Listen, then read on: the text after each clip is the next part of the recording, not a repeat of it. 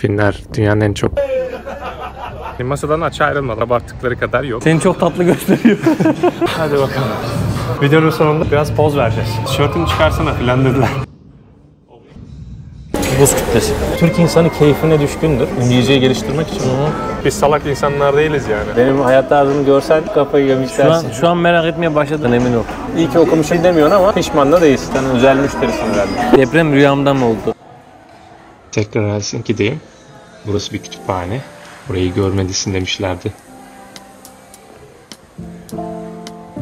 Şimdi fırsat oldu.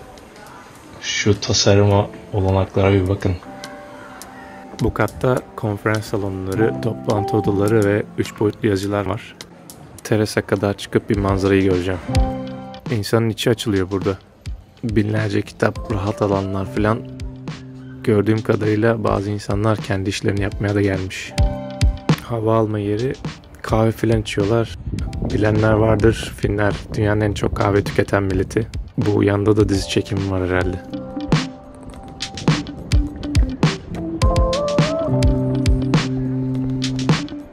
Böyle de bir alan var. Artık nereye canın isterse. Girişte ücret yok. Şimdi bir adaya doğru yola koyulduk. Adanın adı Valkosaari. Bir restoran varmış orada. Biraz popüler bir restoranmış, öyle dediler.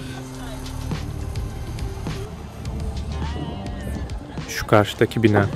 Galiba adada bir bu var. Zaten küçük bir ada. Ana karaya çok yakın. Yüzerek gidersin.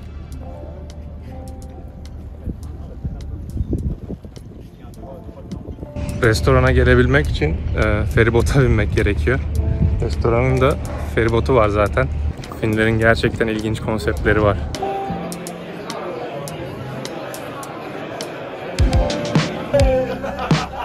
Fin yemeği varmış. Böyle balıklı, mantarlı, patatesli bir şey. Çok şaşırmadım buna. Genelde İskandinavya'nın kombinasyonu bu. Tat olarak konuşmak gerekirse aslında fena değildi. Özellikle balık kısmı. Hani masadan aç ayrılmadım. O kadar abarttıkları kadar yok. Ama hani bazı böyle garibime giden şeyler vardı. Mesela böyle patates falan biraz tatlı geldi. Yani tatlı patates değil ama sebzelerde sanki böyle hafif tatlı bir tat var. O biraz garibime gitti. Onun dışında bence kötü değildi yani. Buralara aspiket takmışlar hep. İki tarafta dolu. İleride hediyelik eşyalar satanlar var. Envanteri asma kilitli etliseler çalışırdı.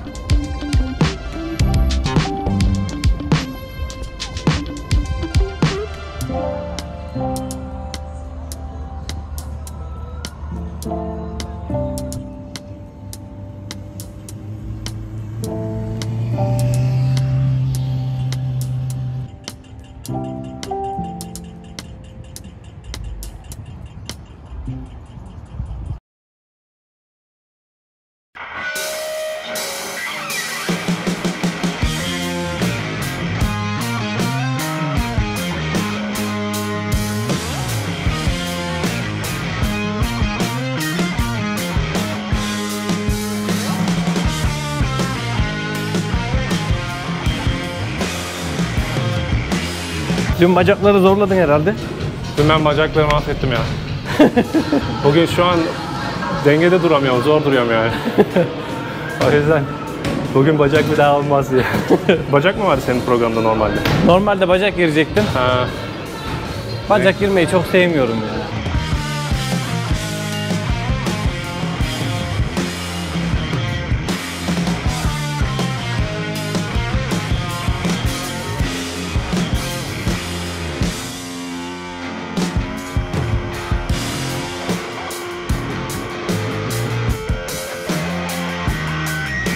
BMI ki vücut kitle indeksi alt sınıra yakın. Yo yine iyi.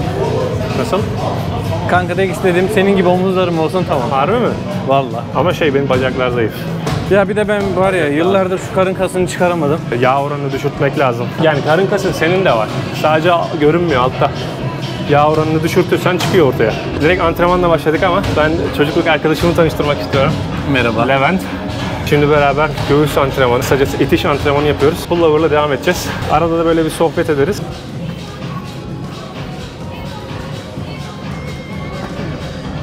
Öyle yapıyoruz. Bunu görmüşsündür daha önce muhtemelen. Bu şekilde. Sonra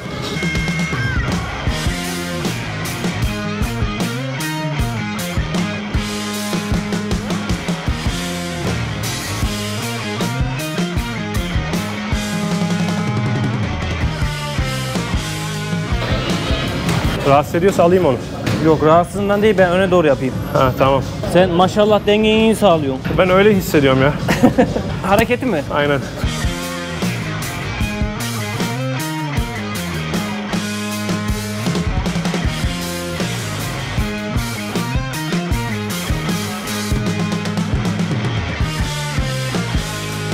Müzik çok motivasyonumuza katkı sağlamıyor ama o kadarlık da olsun.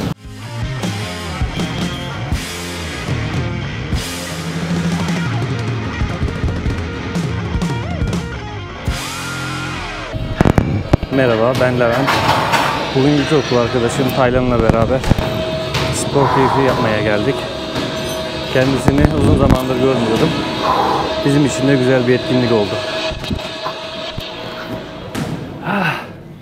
Göğüs kaç hareket giriyorsun? 4. 4 mü? Bundan sonra bir hareket daha var. Aynen. Bugün 4 göğüs hareketi, 2 triceps hareketi giriyoruz. Belki sonunda 2 de karın yaparız. Enerjimiz kalırsa. Bir tane daha çıkar. Ha gayret.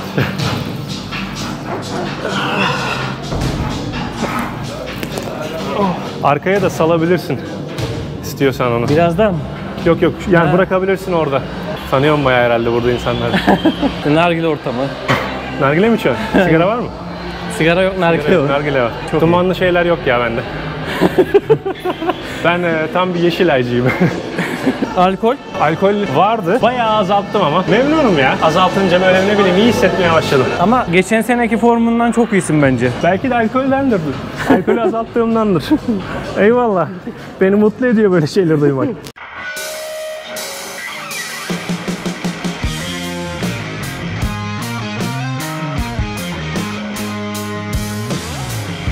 Bir tane daha çıkar mı? Çıkar çıkar. Bir daha. Yeter. Biraz daha aşağı iner mi? İnerse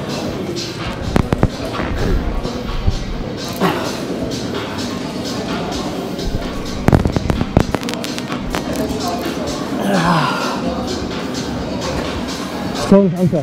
Tamam. Kaldıracaksın mı? Hayır. Hayır. Bu sefer bayağı indi diyecektim. Ama bayağı indi. Fly Machine'de genelde dolu oluyor ama bakalım. Yalnız insanlar bayağı bize bakıyor. Bilmiyorum, çok mu dikkat çekiyoruz? Hiç bakmadım. Dolu her zamanki gibi.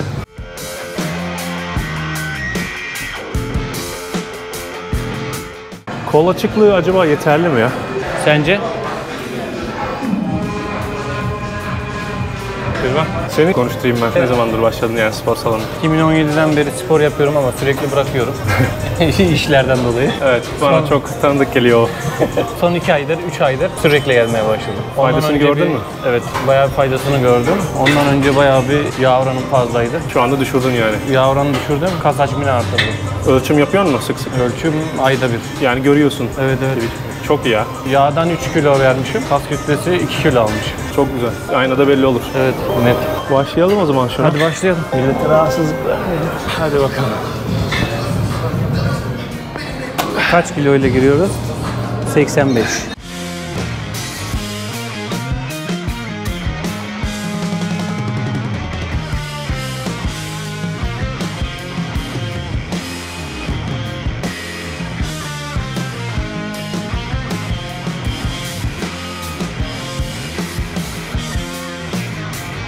Kanka ne zamandır ağır giriyorsun? Yapabildiğim hep en ağırını yapmaya çalışıyorum. Sakatlanmadan. Birkaç kere En önemlisi o zaten. Çünkü. Aynen.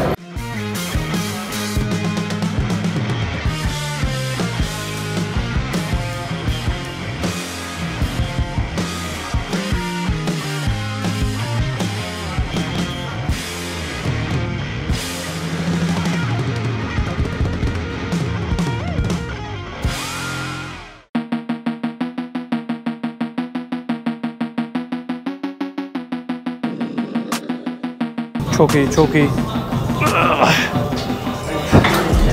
Gitmedi. İnşallah bir gün ben de 85 gireceğim. Yaparsın, yaparsın. O günler uzun değil. Kanka ben bu kendimi şeyde sakatladım ya. Yavaş yavaş, kademeli olarak. Abi o günden beri kendimi hep korkuyorum ya. Ben de korkuyorum hala, ne bileyim, ne yalan söyleyeyim. Tamam mıyız?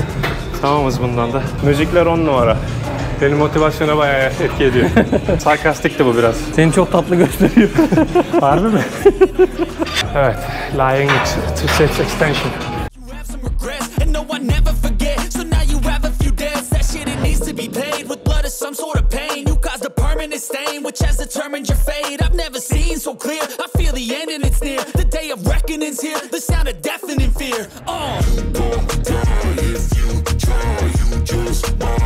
Sonra buraya bırakıyorum abi. Sen yat, ben vereyim sana. Bence de kanka. İnşallah yapabilirim. Yaparsın, yaparsın.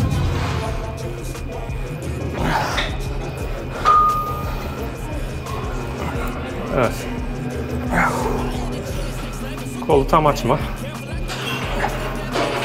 Hafif kasta dursun hala ağırlık. Şöyle. Aynen. Evet, sen de.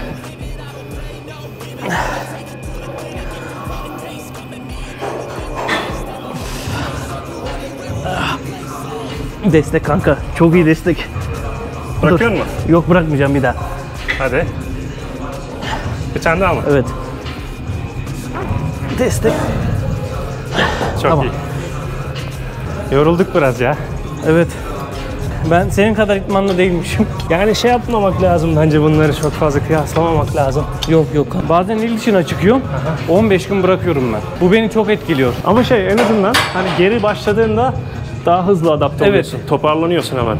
Tek noktası o zaten. Vücut çabuk unutmuyor.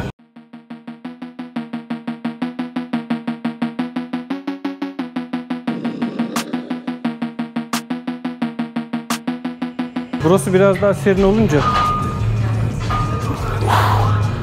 daha iyi.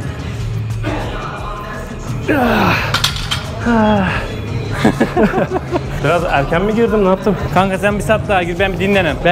Ben bir set daha dinleneceğim. Ağrıdı mı? Yok, bir set daha dinlensem daha iyi olacak. Daha iyi çıksın. Olur. Arka kolum şişti ya. Harbi şişti, ben de görüyorum. Oldu, pump. Eğer videonun sonuna kadar dayanabilirseniz videonun sonunda biraz poz vereceğiz Levent'le. Biraz görsel şölen Olması gerekiyor. olması gerekiyor. Bakalım, umarım beğenirsiniz. 10'da kapanıyor mu burası, 11'de? 11. Ha, iyi, vaktimiz var. Ben buraya yeni yazıldığım için pek bilmiyorum detayları.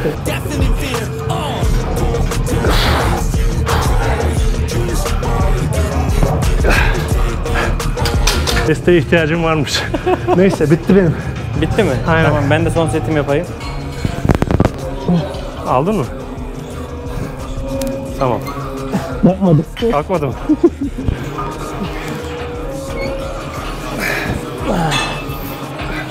Kanka bütün şeyimi almakla yaptım ha. Bütün enerjiyi almak. Vallahi bütün enerjimi almakla yaptım. Çok iyi. Aynı şekilde.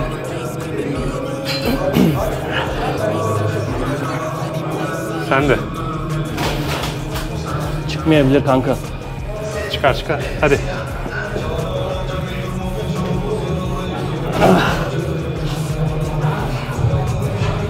Son. Tamam.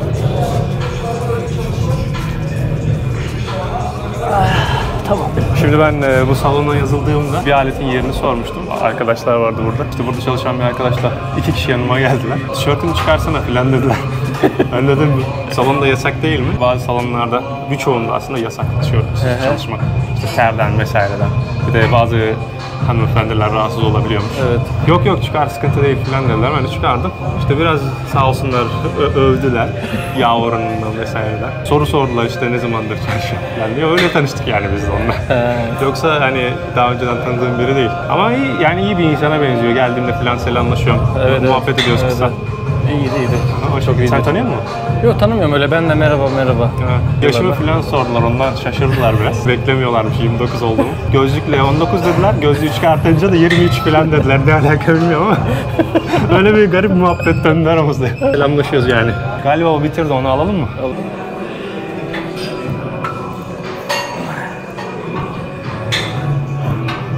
Yapabildiğin kadar mı gidiyorsun? Failure'a kadar. Aynen. Ben 15 aylık yazıldım. Sait'le beraber geldik oraya. Ha, o yazılmamış. O yazılmadı. İşte benim Temmuz sonunda bitiyor. Tekrar bir 2 senelik daha yazdım. Yazıldın. Aha. Dondurabilirsin, geldiğinde kullanabilirsin diye de. Ben de dedim ki o zaman 15 günlük yazılayım. Zaten ne zaman gideceğim belli değil. Erken gidiyorsun. Uygun uçak bileti buldum. Pahalı ya uçak biletleri acayip. Direkt gidiş yok değil mi? İstanbul'dan. Gelirken ben Helsinki'den geldim. İstanbul, Antalya yaptım. Ama şimdi Antalya'dan Stockholm, sonra Stockholm'dan benim Dedim ben oradan direkt geçeyim, bir daha dönmeyeyim eve. Daha iyi olmuş. Daha iyi oldu. Çünkü yoksa bir sürü uçacaktık.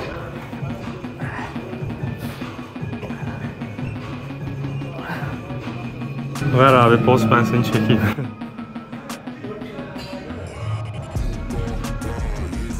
Böyle yaptığın zaman göğsün kalmıyor. Esnetiyorsun ya biraz. Ölçüyor musun? Yok, hiç ölçmüyorum. Çünkü ne var biliyor musun? Mesela var bende. Spor yaptığın zaman, vücut hatların belli olduğu zaman gerisine gerek yok yani. Takıntılı değilsin. Takıntılı Aslında değilim. en güzeli var ya. Yoksa psikolojin Evet. bozuluyor biraz. Aynen öyle yani.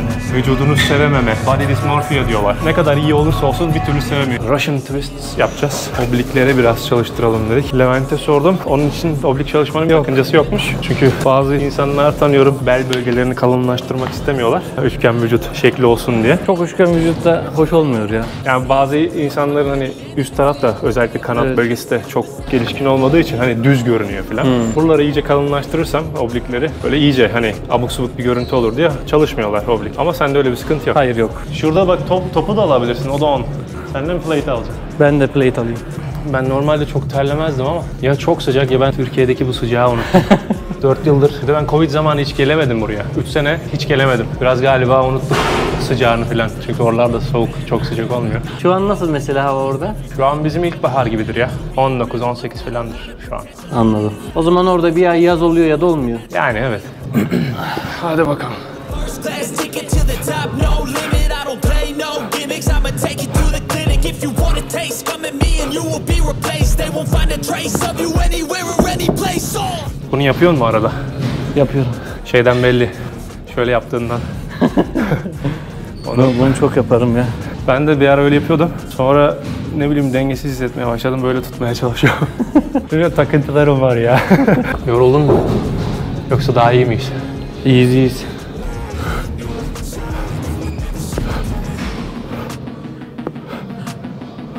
Genelde yalnız mı gelmeyi seviyorsun yoksa Hep yalnız. değil mi?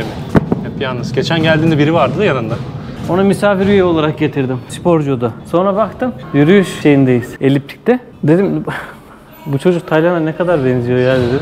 Bana Ama dedim dedim içimden diyorum ki hiç hikayesini de görmedim. Böyle bir durum atar falan filan. Dedim ne kadar çok benziyor. Şimdi gitsem sorsam mı sormasam mı? Ondan sonra sana doğru geliyorken sen gülmeye başladın. poz ver abi ben seni çekeyim.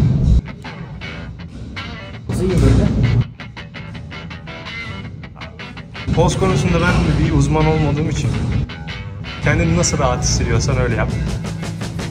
Böyle şeyden sürekli.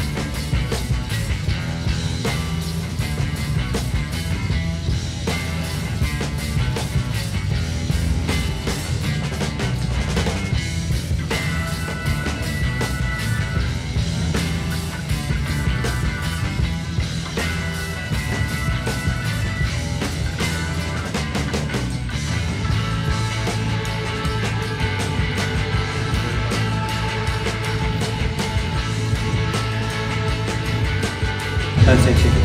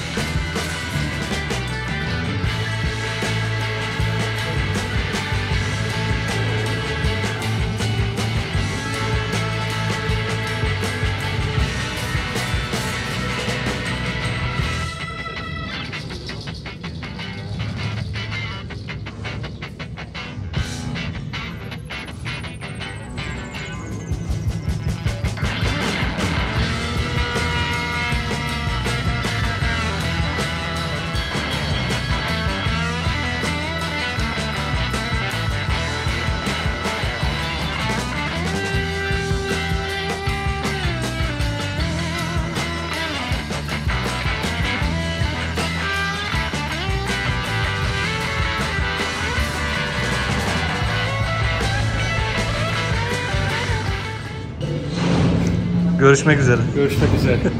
Umarım şölenimizi beğenirsiniz.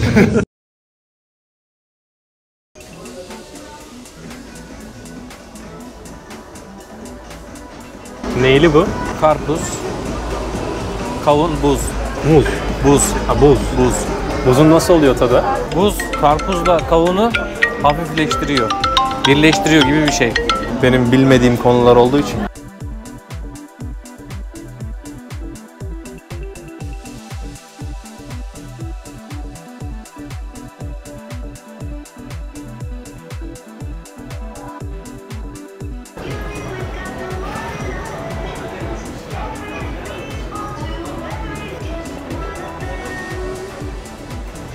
Şimdi bir de bunun içinde buz var. Bunun şunun içinde mi? Bunun içinde. Gelen dumanı serinletiyor. Hadi ya. Evet. Teknoloji gelişmiş. Çok farklı bir şey. Mesela şu an çıkarsam ben bunu içsem içemem. Bayar. Soğuk duman geliyor yani. Evet, soğuk duman geliyor. O yüzden burası kalın galiba. Evet. Buz kütlesi. Onu da çekeyim mi? Evet. Şöyle bunun içinde buz var. Biz geri kalmışız bu konularda. Türk insanı keyfine düşkündür. Kesinlikle Türk insanı keyfine düşkün. O yüzden şaşırmıyorum yani ona. Şimdi benim makalem okumam lazım. İngilizceyi geliştirmek için. Amacın konuşmak mı, anlaşabilmek mi yoksa Konuşmak. okuduğunu mu anlamak? Konuşmak. O zaman konuşacaksın, yabancı birilerini bulacaksın, konuşacaksın, yabancı arkadaş edineceksin. En güzeli bence öyle öğrenmek. Hem mesajlaşacaksın, hem yazman gelişir o şekilde. Hem de sözlü olarak konuşmaya çalışacaksın ki alışasın. Biraz daha pratiğin gelişir. Ama bundan önce de hani biraz kelime öğren. Onların da ne dediğini anlayabil. Şu an mesela o konuda avantajlıyım. Kelime bilgim var. Çok yok. Yanımızda Ukraynalı bir çocuk var. Ukrayna. Bazen onunla hani Türkçe çok anlaşamıyoruz. Bazen çevirip gösteriyor. İşte gramer olmadığı için. Konuşurken hani gramere çok takılma. O zaman kendini de baskılamış olursun. Konuşmaya çalış.